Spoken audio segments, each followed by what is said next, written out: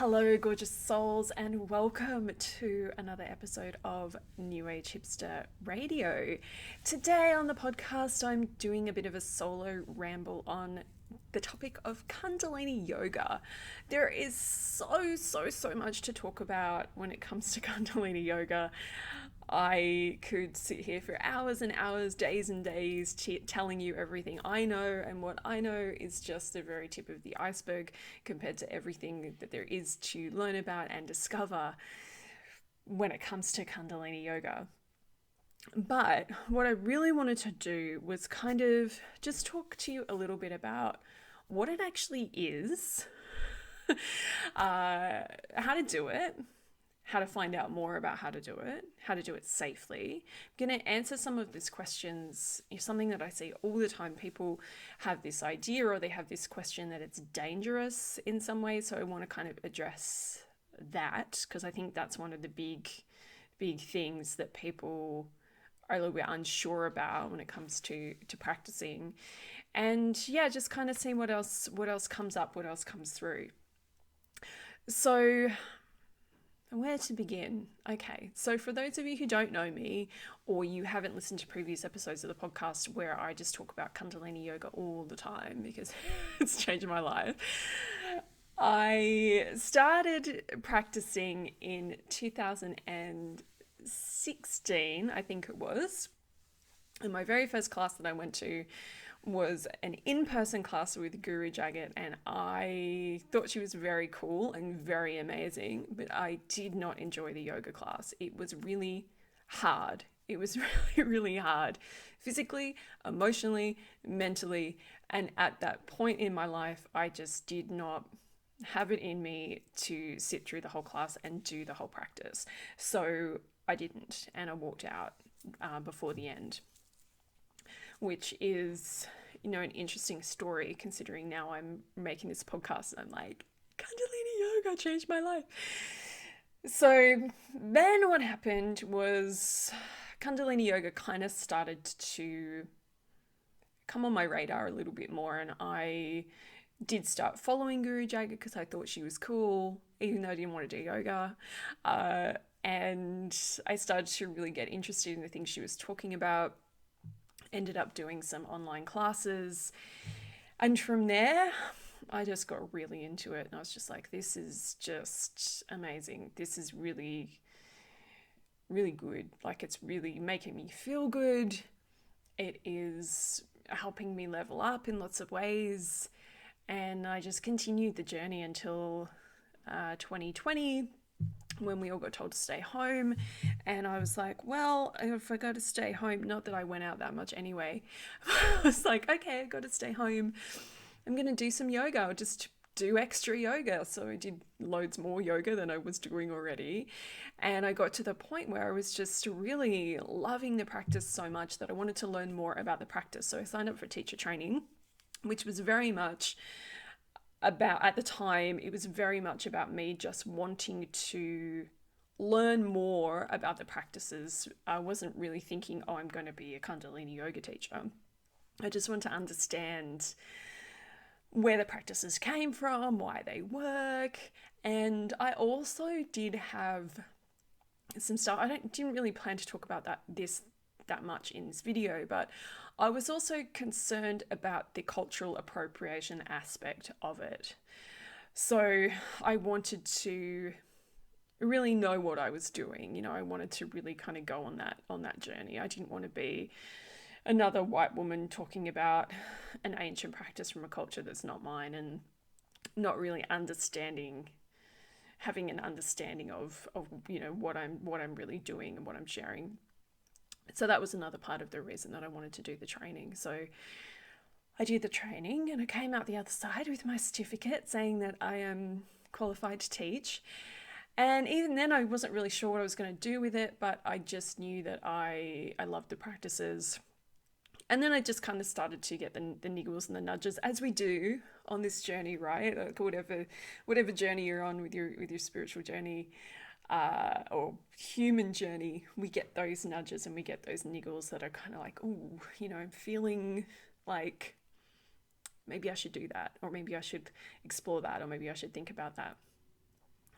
So I have been teaching for a year and a half, maybe 2 years now.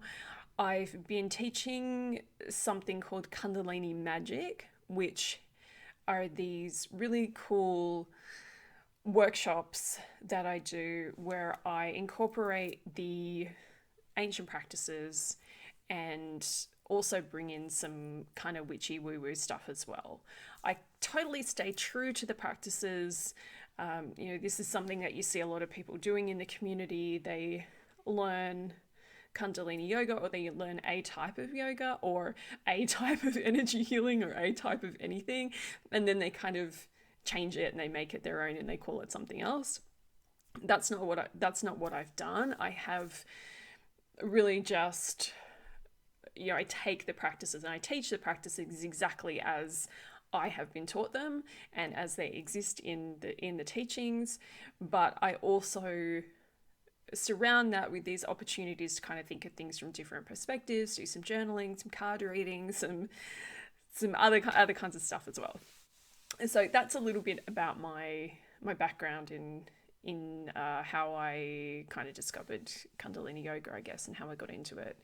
And I am teaching my very first 8-week course, which is going to be a physical yoga practice. It's still going to be Kundalini Magic because we're still going to incorporate those other elements into the classes, but it's going to be a physical class. So a lot of the classes that I've taught in the workshops, I have created them in a way where they're fully inclusive and anybody can attend because they're very much mantra, just working with simple mudras, meditations, and there's not anything very physical in those workshops.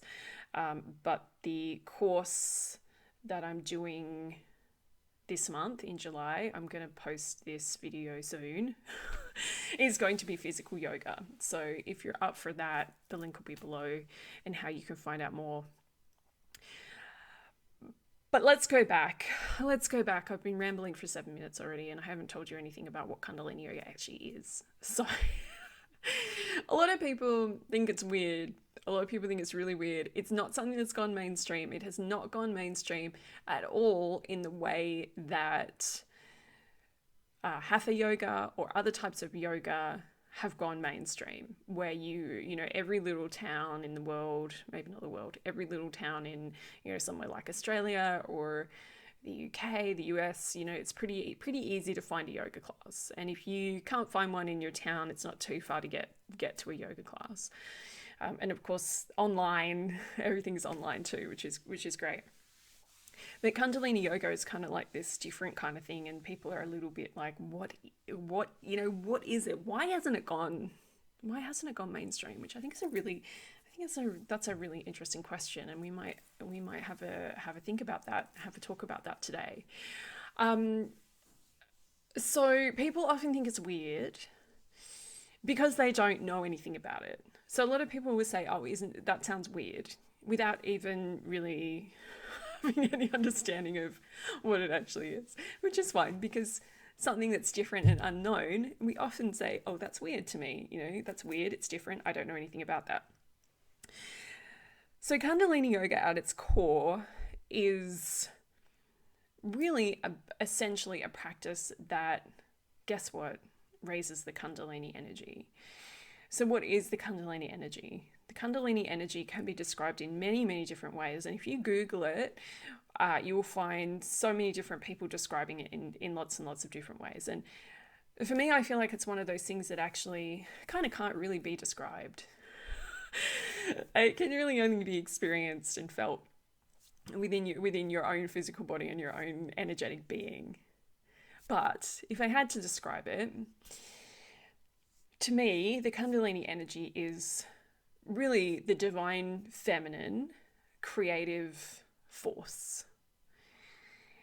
It's a creative power that we are all born with and that exists within us all. And for most of us, it's dormant. For most of us, we're not fully feeling like I'm in my power, I'm in my full, divine, feminine, creative power. And that's okay, because most of, modern world and all of that jazz. So this creative power, this force, this divine feminine energy is said to lay dormant in the base of the spine. And people often talk about it as a snake curled up in the root chakra. That's kind of how we think about it a lot, but it's actually, I believe, and gosh, if I got this wrong, I'll sound like an idiot, but I'm pretty sure that the Kundalini actually means the lock, as in like the lock of hair, like the lock of hair of the beloved. So you can think about it however you want, though, right? But the snake is an easy, good one to think about, because the snake is in a little ball, and then it uncoils itself as it rises up through the spine, up through the energy, and up out into the top of the head, into the crown. So when you have this energy laying dormant, it's just not working as well as it could for you. And that doesn't mean that you can't create things in your life if your Kundalini isn't awakened. It doesn't mean that at all, but it does mean that it's a lot easier when it is awakened. It's kind of like when you first start learning about energy and you first start learning about chakras and the energy bodies and things like that. And I know for me, when I learnt a lot of that stuff, some of it was like, oh gosh, like I have really not thought about this at all. And this is really interesting to think about my energy in this way. And it was really useful. And then there were other things that I learned where I kind of felt like, oh, actually, I think I'm already doing that. I'm just, I'm already aware of that or conscious of that, but I'm not necessarily using that language. So, if you're watching this, your Kundalini is probably awakened already to some extent. You've managed to, reclaim your power. You're working with your divine feminine power, which is fantastic. And if you are already working with it, you could always work with it more. You can always upgrade. You can always level up. If you're like, Vix, I really don't feel like I'm connected to that at all, I don't think so, then Kundalini Yoga can help you to wake up that energy and activate it. So when you wake up the energy, you're waking it up from the base of the spine, and it wakes up all your different chakras as it rises, and then it comes out the crown. It fills the aura. So you now have an aura that's filled with this creative power, this divine feminine force, whatever you want to kind of call it. And then you can go through your life feeling a little bit more empowered, a bit more connected, because a huge part of the Kundalini yogic teachings is all about connecting the finite with the infinite. So it's all about connecting with the divine around you, above you, within you. And so that's pretty powerful as well. But you'll find that people who practice Kundalini Yoga, they have a little bit of a different energy about them. And like, I don't want to necessarily put myself in that box, because some really like cool people are doing Kundalini Yoga and have like a really cool energy.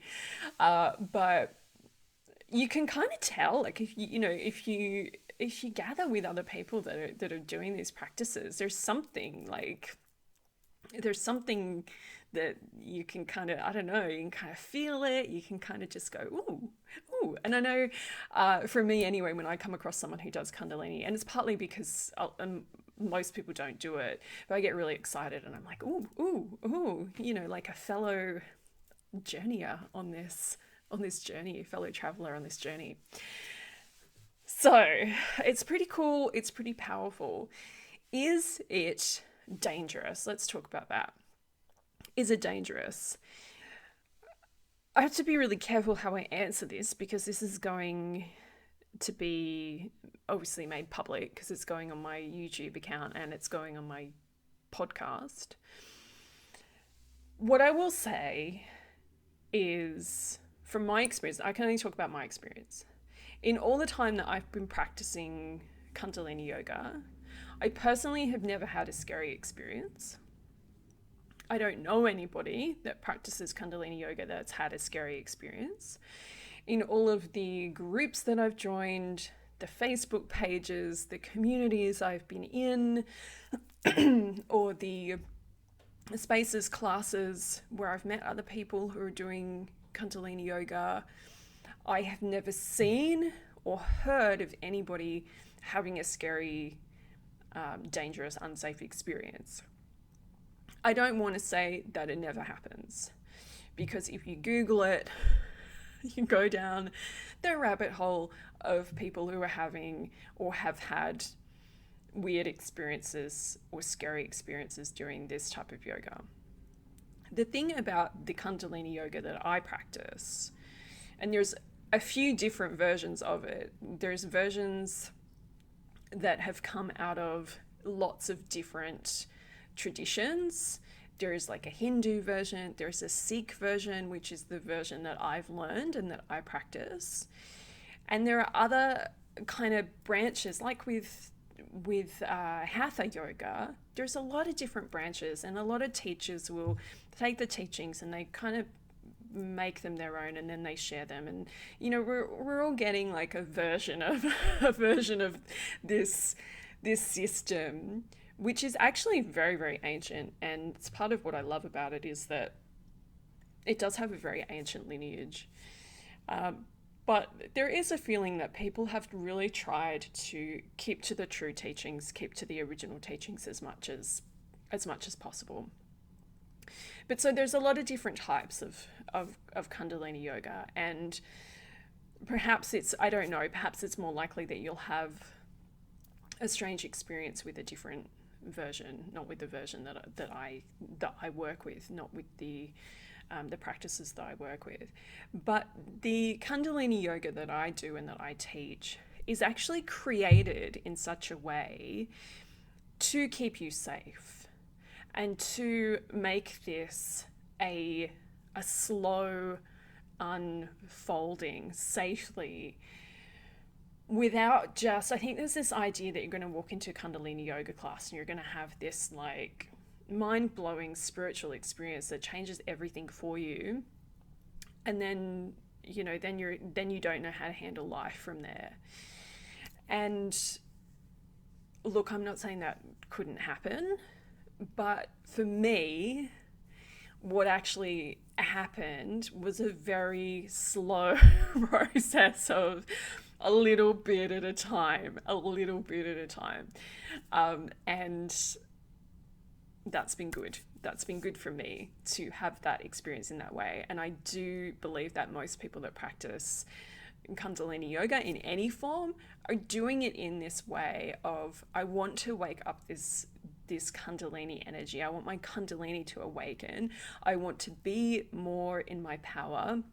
I want to be more creative. I want to be able to create and co-create my highest destiny with the universe and in this lifetime. But I also want to do it really safely and in a way that's going to feel really good.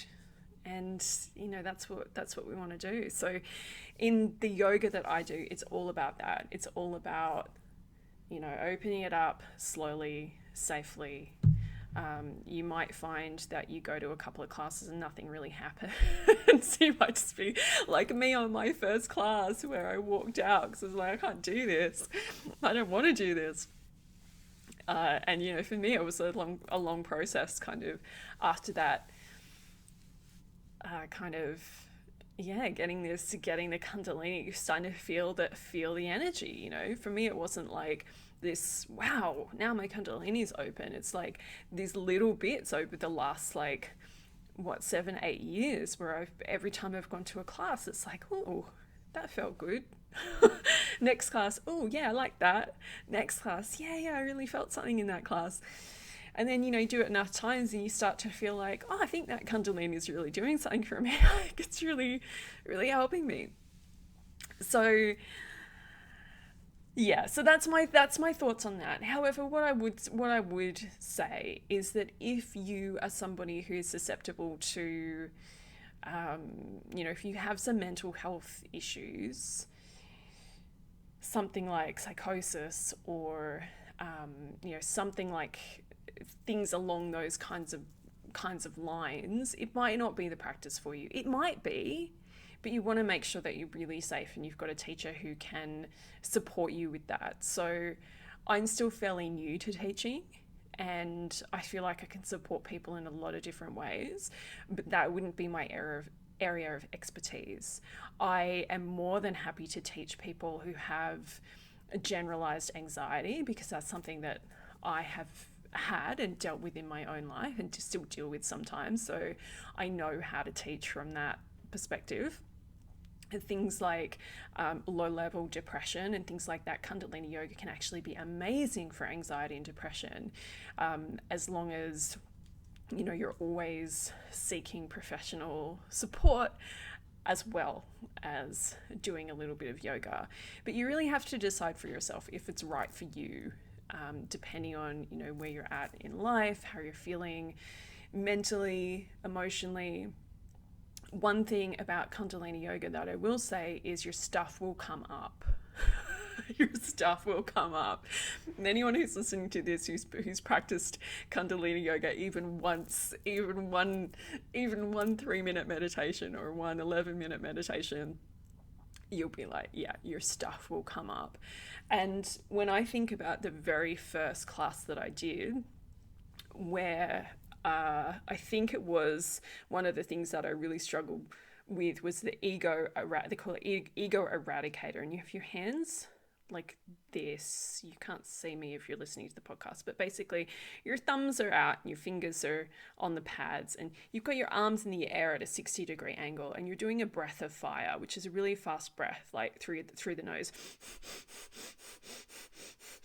And you're holding the arms up and you're doing this breath and your eyes are closed and you start off doing it and you think, this is okay.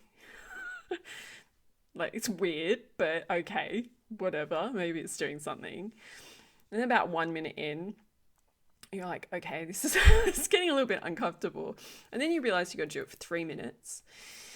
And, I couldn't do it. The first time I did it, I could not do it. I could not hold my arms in the air. I was in physical pain, but not only that, I mentally and emotionally couldn't handle it. I couldn't hold my arms in the air for that long. And there's nothing wrong with that because a lot of people start off doing Kundalini Yoga where they're just like, I could not hold my arms up. Some people can never hold their arms up for that long, depending on, what's going on with the physical body. So it's not supposed to be a competition. It's really not. In fact, a lot of what we do in Kundalini Yoga is done with the eyes closed. So when you go to a class with other people there, like a physical yoga class, in-person class, a lot of the time you've got your eyes closed, so you can't even see what other people are doing. You can hear people breathing, you can hear people moving around, but you're not comparing yourself because you're not looking. You can't see anybody else, which I think is one of my favorite things about the practice.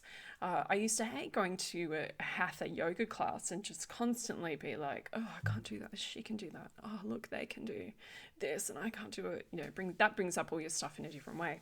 But when you're in these positions and postures, and that is part of what Kundalini Yoga does, it puts you into some uncomfortable positions physically, and then it asks you to stay there for a certain amount of time. When it gets uncomfortable, you really have to sit with yourself. You really have to sit with yourself and your stuff will come up. And one of the best practices that I've done in Kundalini Yoga is 2.5 hours of chanting.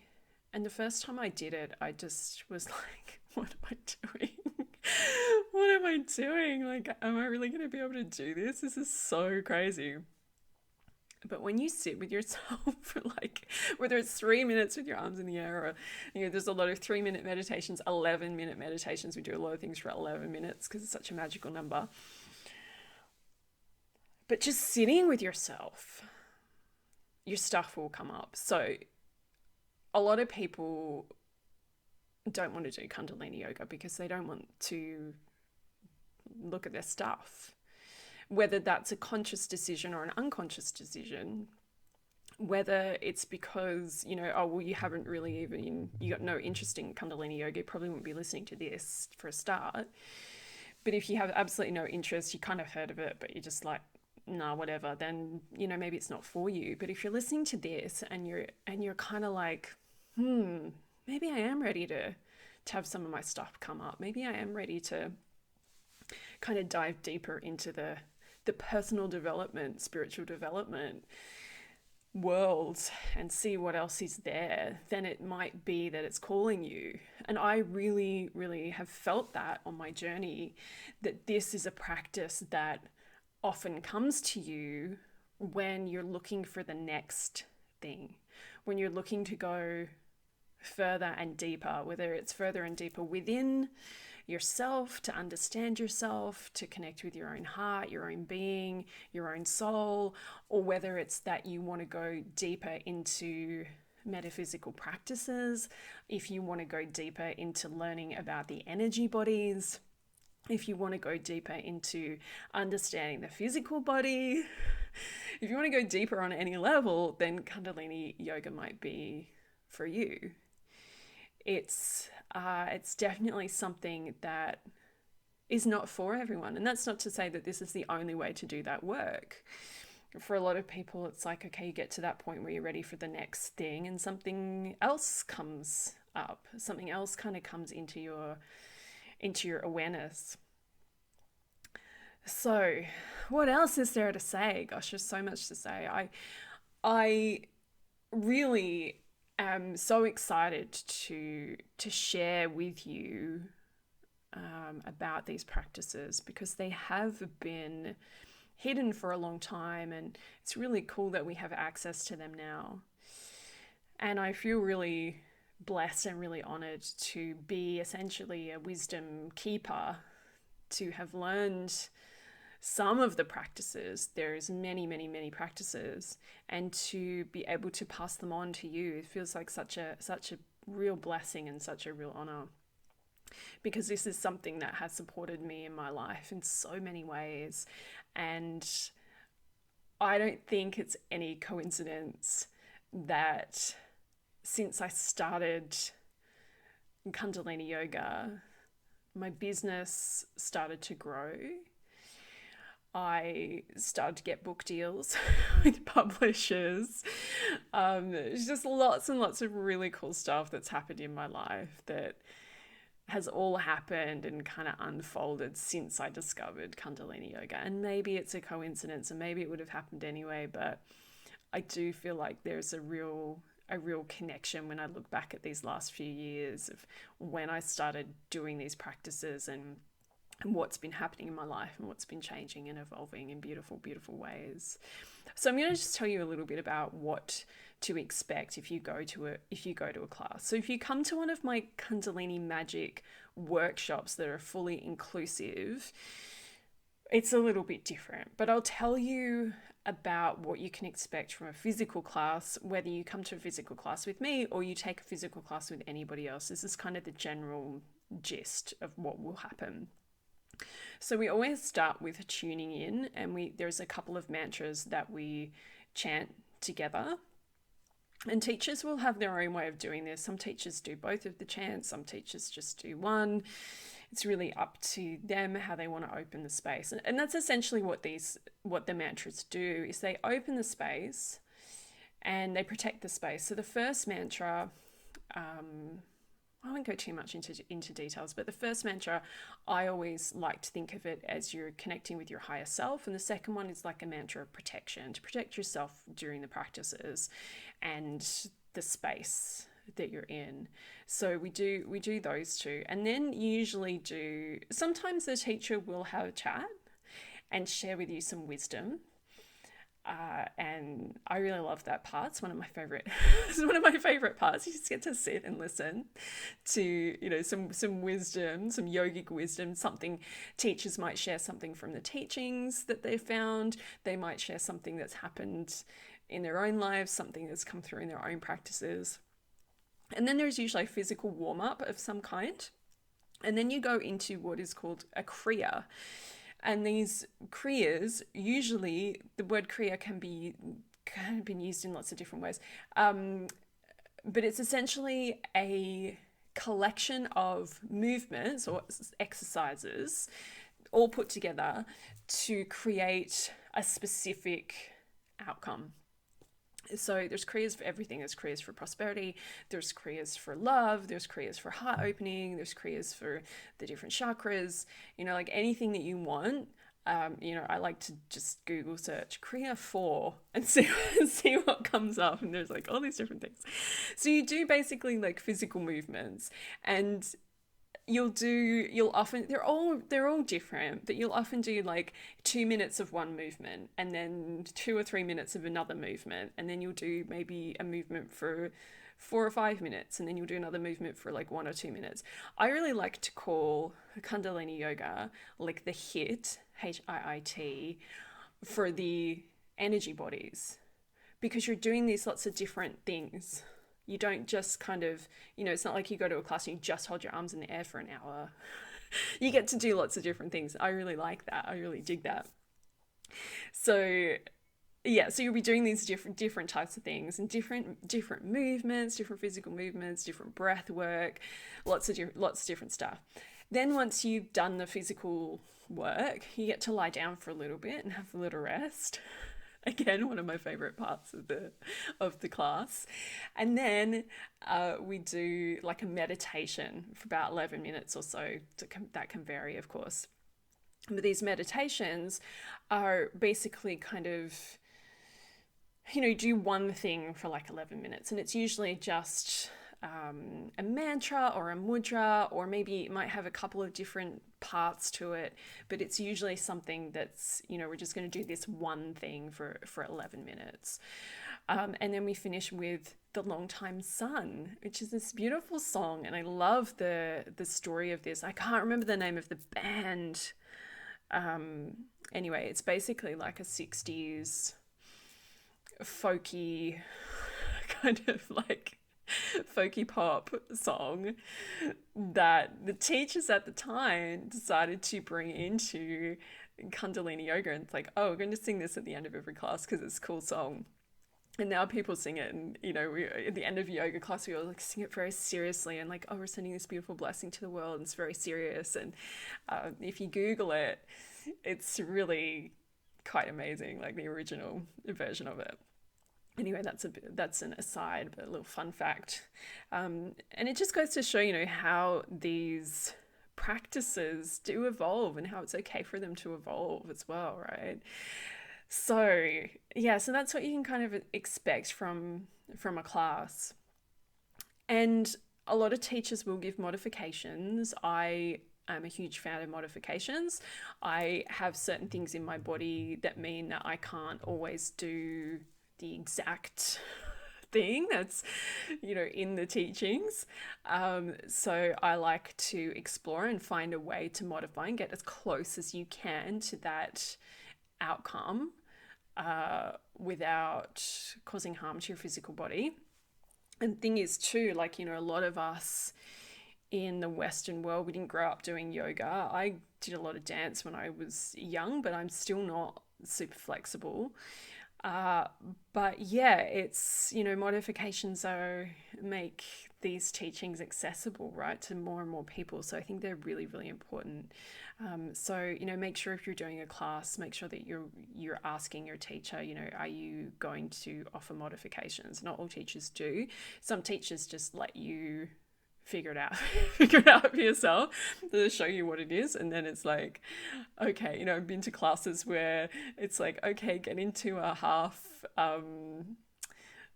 wheel pose or whatever, where you're on your back and you're trying to, and it's like, I'm not gonna be able to get into that position. So it's like, okay, I'll just do some version of it and kind of, okay, I'm doing it a little bit. So yeah, modifications are essential, I think, in these practices for so many of us. So what next? If you're listening to this, you've listened to the whole thing and you're like, oh, I'm interested to learn more. there's people often ask me, where should I go to learn about these practices? And of course, being Kundalini Yoga teacher, the thing I say to them is come to a class, come to one of my classes. I have a whole bunch already recorded on my shop. There's one that is called Introduction to Kundalini Yoga. I may actually redo that class and re-record it. But it's there, it's up there. And if you buy it now, if I ever do re-record it, you'll get access to the new one as well, the re-recorded version of it.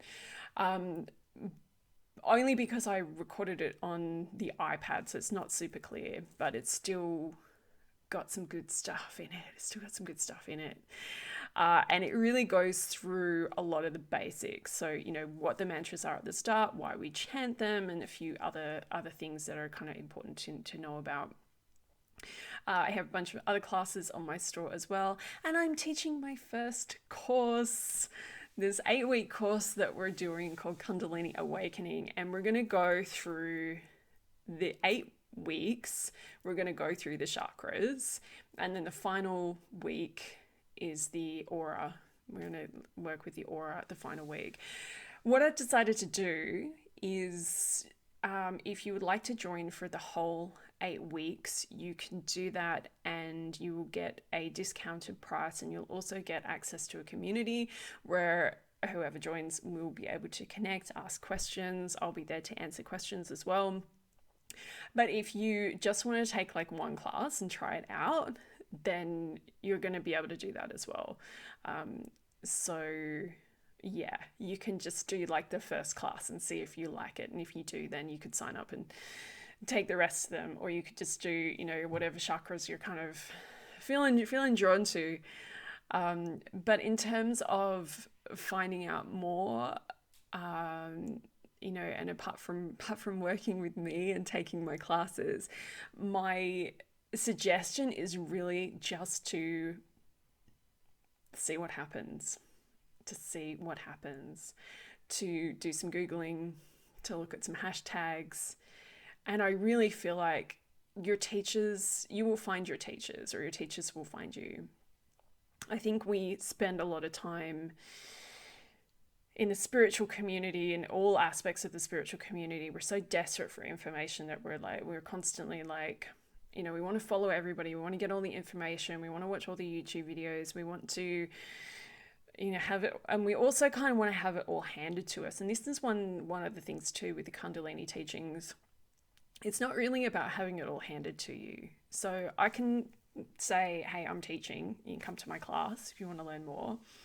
Otherwise, have a look, explore, see what comes up, see what you're drawn to.